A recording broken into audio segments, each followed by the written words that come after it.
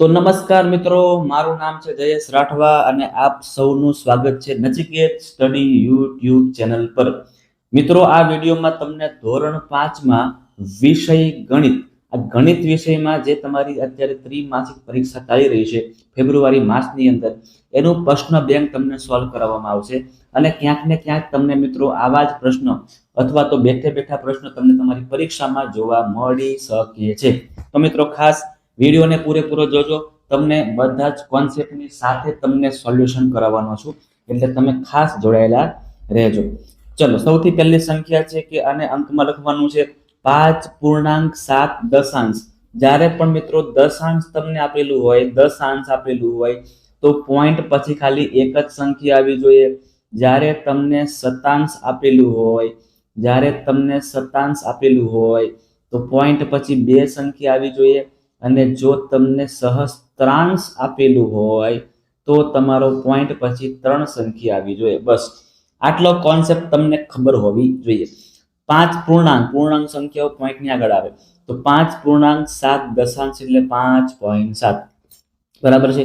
ત્યાર પછી 13.9 એટલે 13.9, 18.12 એટલે 18.12, 15.2 એટલે 15.02 છે ને, પોઈન્ટ પછી બે સંખ્યા આવી જોઈએ શતાંશની અંદર। 7.77 એટલે 7.77 અને 7 શતાંશ એટલે 0.07। ડન, આટલું સિમ્પલ છે ભાઈ, જરાય અઘરું છે નહીં। ત્યાર પછી આકૃતિ આપણને આપેલી છે અને આકૃતિ પરથી જવાબ આપવાના છે।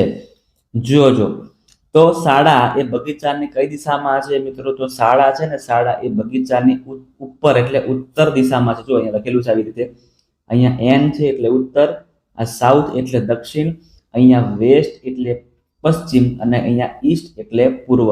તમને કંઈક આવી રીતે આપવામાં આવેલું છે, બરાબર? બધા જોઈ લેજો। તો શાળા ઉપર છે એટલે કઈ તરફ છે? તો કે નોર્થ બાજુ એટલે ઉત્તર દિશામાં છે। દરિયા કિનારો બગીચાની કઈ દિશામાં છે? તો દરિયા કિનારો જો નીચે અહીંયા સાઉથ તરફ છે એટલે સાઉથમાં છે, દક્ષિણમાં છે। માર્કેટ એ બગીચાની કઈ દિશામાં છે? તો મિત્રો માર્કેટ જે રહ્યું, આ રહ્યું માર્કેટ, ક્યાં છે મારે? આ રહ્યું માર્કેટ જે રહ્યું મિત્રો, આ સાઈડ એટલે કે વેસ્ટ સાઈડ છે, પશ્ચિમ દિશામાં છે। શોપિંગ મોલ એ માર્કેટની કઈ દિશામાં છે? તો શોપિંગ મોલ પણ એ સાઈડ જ છે એટલે કે પશ્ચિમ દિશામાં જ છે। રેલવે સ્ટેશન કઈ દિશામાં છે? રેલવે સ્ટેશન આ બાજુ છે, પૂર્વ દિશામાં છે એટલે પૂર્વ। અને બગીચા અને શાળા વચ્ચેનું અંતર કેટલું છે? તો મિત્રો બગીચા અને શાળા વચ્ચેનું અંતર આ 2 અને બીજા 1 એટલે 2 ને 1 3, પણ આપણને આપ્યું છે કે 1 સેમી બરાબર 4 કિમી। તો લખવાનું ભાઈ કે 1 સેમી બરાબર 4 કિમી હોય તો 3 સેમી બરાબર કેટલા કિમી હોય? આવું તમારે લખવાનું છે। તો 4 તરી કરી દેવાના, 4 તરી કેટલા આવશે?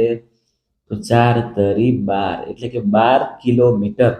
12 કિલોમીટર અંતર મિત્રો શાળા અને બગીચા વચ્ચેનું છે। તમારે આવી ગણતરી પણ બતાવવાની છે। ડન, આવડશે બધાને? આવડવું જ જોઈએ ભાઈ, કઈ અઘરું છે નહીં, હે ને? હવે અમુક આકૃતિઓ તમને આપેલી છે મિત્રો, એ આકૃતિને ખોલી દેવામાં આવે તો કેવી બનશે? જોજો, સૌથી પહેલા તમે જો કે અહીંયા 1 2 3 4 અને 5 અને 6 કુલ 6 બાજુઓ છે અને 6 બાજુઓ હોય એટલે મિત્રો આને સમઘન શું કહેવામાં આવે? આને સમઘન આકાર બનશે। ઓકે, ત્યાર પછી જો એક પાયો અને બીજા 4 આવા ત્રિકોણ છે, તો જો એક આ નીચેનો જે પાયો છે એ કેવો છે? ચોરસ છે અને બાકીના બધા ત્રિકોણ, એટલે આપણો આકાર આ બનશે, બરાબર છે, જેને પ્રિઝમ આકાર આપણે કહી શકીએ છીએ, પ્રિઝમ આકાર। ત્યાર પછી અહીંયા જો 1 2 અને 3 પાયા છે અને બીજા ખાલી 2 ત્રિકોણ જ છે, તો જો અહીંયા 1 પછી નીચે લો અને આ બાજુ 3 પાયા હશે અને આ બાજુ એક ત્રિકોણ છે, એટલે આપણો બી ઓપ્શન સાચો બનશે। એટલે ત્રીજાની અંદર આપણે બી ને ટીક મારવાનો છે। રેડી? આગળ અહીંયા જો તમે 1 2 3 4 5 6 બધાય છે એટલે અહીંયા કમ્પ્લીટ લંબઘન આકાર બનશે, આને લંબઘન આકાર કહેવામાં આવે। ત્યાર પછી આ જો બધા ત્રિકોણ જ છે, બધી જગ્યાએ ત્રિકોણ એટલે 1 2 3 ને 5 અને 4, બરાબર 4 ત્રિકોણો અહીંયા આપણને આપેલા છે એટલે આનું આ બનશે। અને છેલ્લું આ જે મેન પાયો છે અને આ મેન પાયો છે એને જોડી દેવામાં આવે તો આપણને આવી રીતે નળાકાર જેવું કંઈક મળશે। બરાબર. તો તમારે એવી રીતે જાતે વિચારવાનું છે કે આકૃતિથી શું બનશે અને પછી ટીક કરીને આગળ વધવાનું છે. ચાલો, હવે નીચેની સંખ્યાઓને દશાંશ પૂર્ણાંકના સ્વરૂપમાં દર્શાવવાની છે. 5/10 એટલે 0.5 કહેવાય. બરાબર ને? 5/10 તમને કોન્સેપ્ટ કરાવું. તમારે 5 મૂકી દેવાના. 1 0 હોય એટલે 1 પોઈન્ટ પછી એક જ સંખ્યા આવી જોઈએ એવું. બરાબર છે? 14.100 એટલે 2 પોઈન્ટ પછી બે સંખ્યા આવી જોઈએ, તો કે પોઈન્ટ પછી બે સંખ્યા. અહીં પણ પોઈન્ટ પછી બે સંખ્યા, તો કે 8 તો છે, પણ બે સંખ્યા લાવવા માટે આગળ 0 મૂકવો પડે એટલે 0.08 થશે. 93/100 કરો એટલે 0.93 થઈ જાય. 27/100 કરો એટલે 0.27 થઈ જાય. અને 428/100 એટલે પોઈન્ટ પછી બે સંખ્યા આવી જોઈએ ને, તો 428 આપેલા છે, પણ પોઈન્ટ પછી બે સંખ્યા કરવા માટે પોઈન્ટ પછી 4.28 આપણો જવાબ અહીંયા થઈ જશે. કમ્પ્લીટ. આવડી જાય એવું છે ભાઈ, આવડી જાય એવું છે. ચલો, હવે આપણને સંખ્યા બીજી કેટલીક આપેલી છે એને આપણે ઉતરતા ક્રમમાં ગોઠવવાની થાય છે. ઉતરતા ક્રમમાં, તો ઉતરતા ક્રમમાં સૌથી મોટી સંખ્યા પહેલી આવે. બરાબર? સૌથી મોટી સંખ્યા પહેલી, પછી એનાથી નાની સંખ્યા, અને પછી એનાથી નાની, પછી એનાથી નાની. તો આમાં 12.21 એ સૌથી મોટી સંખ્યા એટલે પહેલા આ આવશે. અરે સોરી, હા બરાબર, 12.21 પહેલા આવશે. ત્યાર પછી એનાથી નાની 11 એટલે 11.44. ત્યાર પછી 10.52 અને ત્યાર પછી 8.31.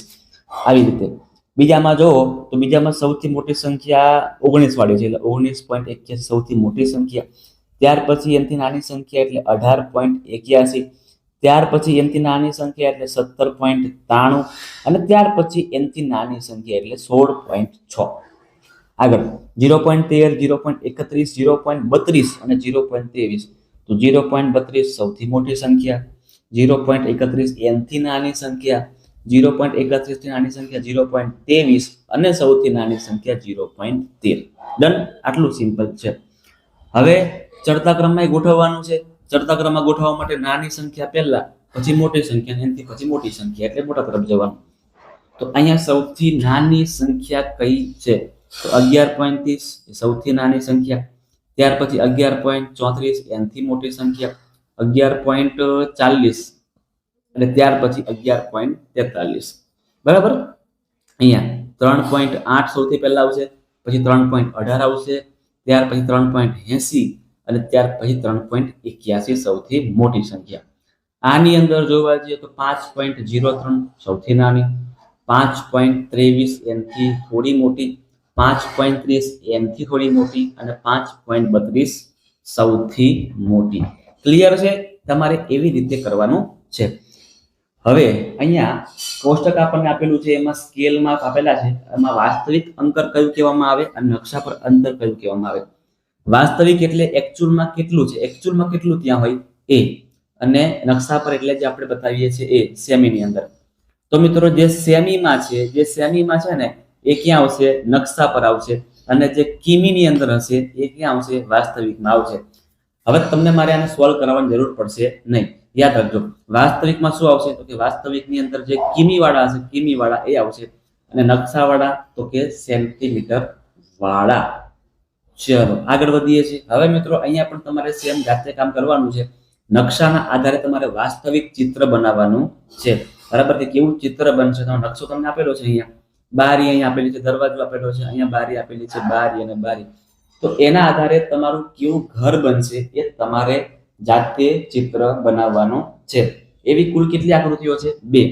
કારણ કે મિત્રો આમાં તમે જાતે તમારું દિમાગ લગાવી શકો છો કે કેવી રીતે આપણું દિમાગને વાપરીને, આપણે ક્રિએટિવિટી વાપરીને આવું આપણે સેમ ઘર બનાવી શકીએ છીએ.